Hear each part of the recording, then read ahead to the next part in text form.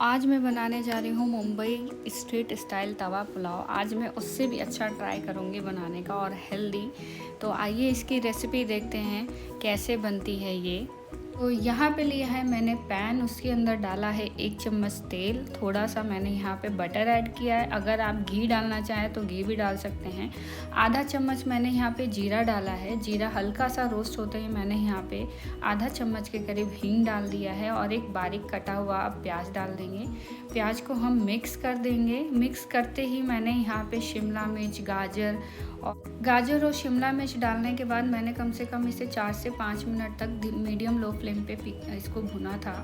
उसके बाद मैंने उसमें 1 से 1.5 चम्मच के करीब जिंजर गार्लिक का पेस्ट डाला था। यहाँ पे मैं बताना चाहती हूँ, मार्केट में जो तवा पुलाव मिलता है उसमें कलर इसलिए आता है क्योंकि उन्होंने कश्मीरी लाल मिर्च को उसको पानी में भिगो कर रखा था और उसके बाद उसका पेस्ट बनाकर उसे डाल देते हैं। उससे उसका कलर बहुत अच्छा आता है। आप भी चाहें तो डाल सकते हैं, बट मैंने यहाँ पे नहीं डाला। मैंने कलर के लिए यहाँ पे मार्केट में जो टमाटो प्योरी आती है उसमें से 2 चम्मच मैंने सिर्फ टमाटो प्योरी डाला है और 1 टमाटर काट के मैंने यहाँ पे डाल दिया था। उससे भी कलर बहुत अच्छा आएगा।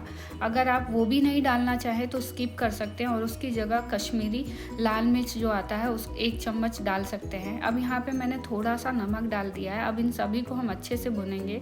उसके बाद ये देखिए कलर कितना अच्छा आया है इसमें, बिल्कुल मार्केट की तरह। अब यहाँ पे मैंने 1 बाउल के करीब यहाँ पे मैंने मटर डाल दिया है। ये मटर मैंने पहले से ही बॉइल्ड करके रखा हुआ था।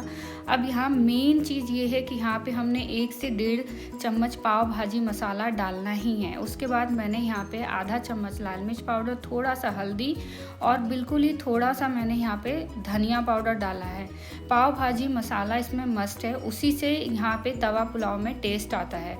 अब इन सभी को हम मिक्स करेंगे। मिक्स करने के बाद इसको 2 से 3 मिनट हम मीडियम लो फ्लेम पे पकाएंगे कि मसाले अच्छे से पक जाए। अब यहाँ पे पहले से ही मैंने चावल को बॉइल्ड करके रखा हुआ था और ये देखिए कितने खिले खिले चावल बने हैं। अब उसको हम डाल देंगे और इन सभी को हम अच्छे से मिक्स करेंगे।